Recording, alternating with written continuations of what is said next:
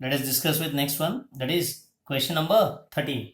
So here they have given that some reactant P reacts with what? Methyl magnesium bromide, it's the Grignard reagent, which upon subjecting to hydrolysis gives rise to R, which upon reaction with dilute NaOH and upon subjecting to heating, it gives rise to 4-methyl pent 3-ene 2-one. So this is the product and they are asking us to identify what? P. So here one thing that we can analyze is P should contain an unsaturation. So here P should contain an unsaturation means either it should contain a double bond or it should contain a triple bond. Then only we can get the product 4-methyl pent 3-ene 2-one. So here they have said that the product should contain even a double bond. So when we go through with the analysis, ethylamine cannot be the answer. So since here methyl magnesium bromide is involved in a reaction, we can guess that the reactant P should contain an functional group of nitrile. So such reactant that has been given is what? Methyl nitrile. So this is the structure of methyl nitrile.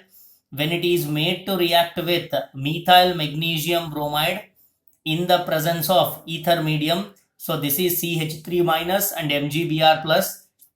This one binds with carbon, migration of electron takes upon nitrogen. This can be written as CH3, C binded with 1 CH3, double bond with N MgBr.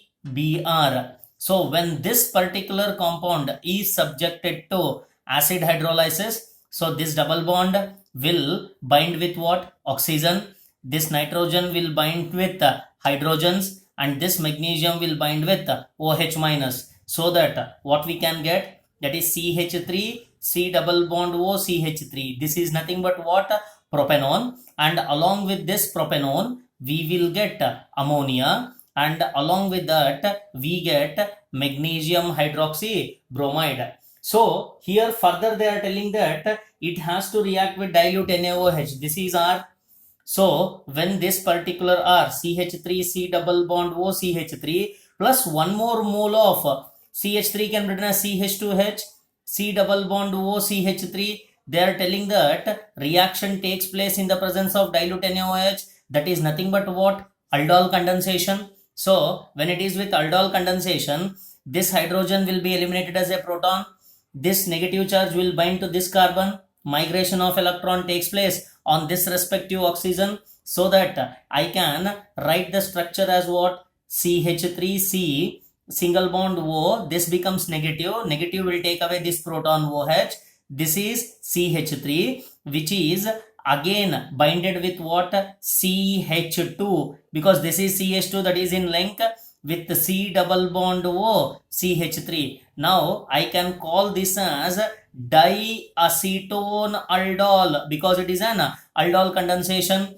When it is subjected to heating, it loses what? Water molecule. That is, this OH minus is eliminated and hydrogen is eliminated as a proton, and this electron will shift here, so that I can write it as what? CH3C single bond CH3. Now this becomes what? Double bond with CH, single bond with C double bond O CH3. Now when I name this compound, this is the first carbon, second carbon, third carbon, fourth carbon, fifth carbon. You can check it. At fourth position there is methyl. I can write it as what? 4-methyl.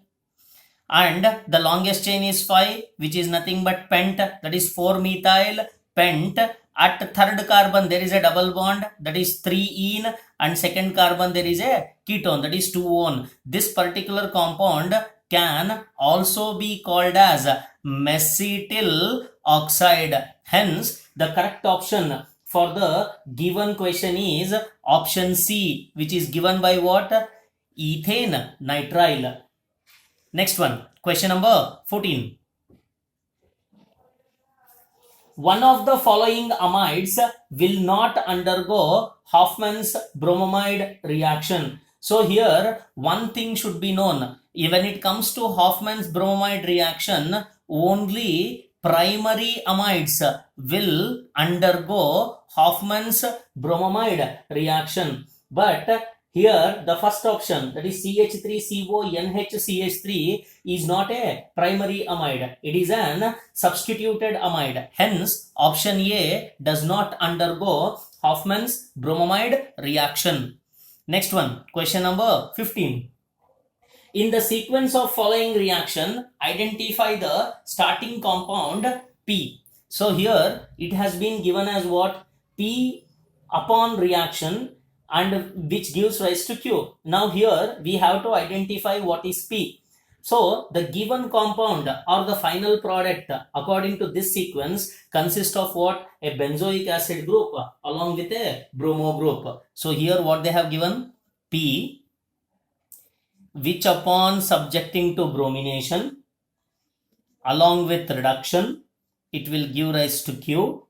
This Q is again treated with what? NaNO2 along with HCl. Second, it is subjected to hydrolysis in the presence of an acid, that gives rise to R. R is subjected to react with oxidation with KMNO4, that is in the presence of basic medium, that gives rise to what? A bromo group along with COOH. So by this we can guess that here reduction has to take place. So reduction has to take place means definitely reduction means what? Addition of hydrogen or removal of oxygen. Definitely I can guess that the P should contain a nitro group present in it. Then only the reduction is possible. When I go through with the options, I can get three options as nitro groups. One is meta-nitrotoluene. So when it comes to meta position of nitro, that is strongest electron withdrawing, the reaction may not be feasible. The amount of orthonitrotoluene yield is less, so that the option with nitro group can be guessed as para-nitrotoluene. So if I consider the reaction by utilizing a para-nitrotoluene, so this is the structure of what? Para-nitrotoluene. When this para-nitrotoluene is subjected to bromination in the presence of tin and HCl, here the bromo group has to be added, because there is a bromo group that is added at which position it is?